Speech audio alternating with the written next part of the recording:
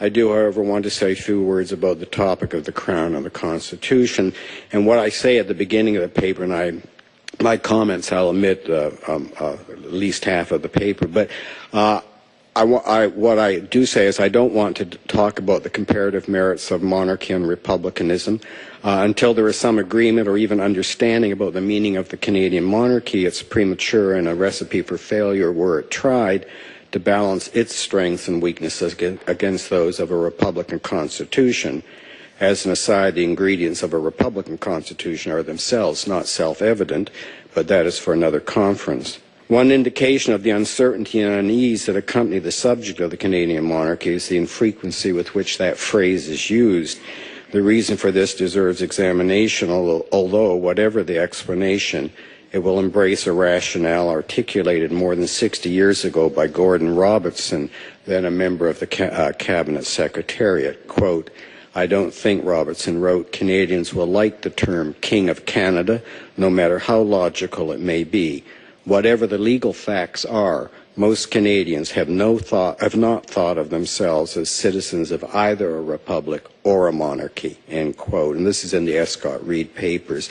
And in the around 42, 43, 44, there was a lot of activity and correspondence about symbols of Canadian autonomy or evolving autonomy. I think there's still much truth to that comment, and it goes far in explaining the ambivalence Canadians display when talking about the Crown and the Constitution, and also the lassitude they exhibit when discussing a Republican alternative. Nor should this attitude be surprising. Canada, like Australia and New Zealand and a handful of much smaller states, possesses a unique constitutional status of which the surrogate representative of the sovereign as local crown is a fundamental element. In itself, that constitutional arrangement does not explain the ambivalence, but combined with the historical and geographical features, proximity to the United States, for example, it reinforces the sentiment.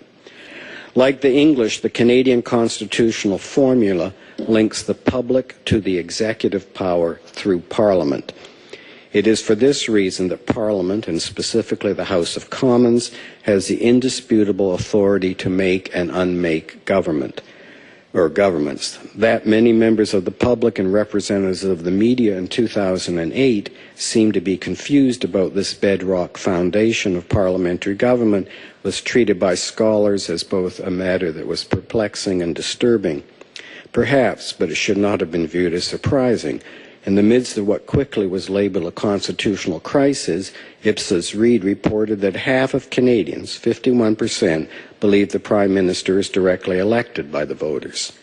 How this view can be held in a country that for more than 150 years has had responsible government under a constitutional monarchy is a puzzle. When it is said, as the Friends of the Canadian Crown have said, that the public and the media need to be better informed about the Crown, that sentiment scarcely scratches the surface of the much more complex topic at issue here, the Crown and the Constitution. It is too early to pronounce definitely, but there is reason to believe that events of the last 2 years may be interpreted as repositioning the office of Governor General. It is one thing to intone in textbook style Bagehot's trinity of rights due the Crown. It is another for a Governor General, enveloped by constitutional controversy and the focus of media attention, to make a decision that he or she knows will inevitably lead to public criticism. That said, the most significant feature of this rare constitutional moment lies in this. As the so-called crisis mounted, the Governor General seemed more and more relevant to the situation. The media and the public paid close attention to the issue as it developed, and at no time did the subject of the utility of constitutional monarchy as Canada's form of government enter the debate. Constitutional choices are not just events from the past, they continue at all levels and at all times. Recent precedents are no less compelling as guides to future decisions than precedents that arise out of the actions of prime ministers of a century ago. One of the features of the prorogation controversy, as indeed of all activity that might be defined as constitutional, and this is distinct from other gubernatorial work, that involves ceremony or the military or the patronage of institutions is that it is the subject of commentary and interpretation. It is in this capacity that Bagehot made his reputation. Monarchy, he wrote, is quote, strong government because it is intelligible government. By contrast, he said, the nature of the Constitution, the action of an assembly, the play of parties, the unseen formation of guiding opinion are complex facts, difficult to know and easy to mistake. That is, they have to be explained. The concept of democracy does not fit well with the conventions of a constitutional monarchy because whatever else it may be, the former, that is, democracy, concerns numbers. Democracy is about counting, while constitutional monarchy is about weighing. The exercise of discretion is the foundation of the latter. There is another paradox in the offing. If the Governor-General were to be perceived as sustaining democracy in a popular sense, because he or she had become less identified with the operation of Parliament only, then the three parts of Parliament, once so close-knit, would become less so. The movement over time that has seen Cabinet separate from the Commons and the Prime Minister from Cabinet would be followed in this scenario by a growing space between the Prime Minister and the Governor-General. With apologies to William Wordsworth, one can only say, Bagehot, thou shouldst be living at this hour. Canada hath need of thee. Or perhaps not. One of the few Canadians from the Confederation period to refer to Bagehot was Alexander Campbell, himself a father of Confederation, who in a letter to Sir John A. Macdonald succinctly summarized his opinion of Bagehot's English Constitution. Quote, you must have experience in a colony to enable you fully to appreciate the inapplicability of much of this book. Nonetheless, Bagehot perceived, where others had not, that the Constitution was a construct. Each piece interlocks in myriad patterns over time, producing a shifting set of relationships, although in Canada, the political executive has always been dominant. The image that Bagehot painted of the Constitution was one of hierarchy. A century and a half later, when the country is much more a mass political culture, that depiction is under scrutiny. Where do the people enter this arrangement? Reform of the Senate and reform of the plurality electoral system of the Commons are now promoted as means of aggressively injecting popular opinion into the institutions of government. Participation of the public, along with members of Parliament, in the selection of members of the Supreme Court of Canada has also been proposed.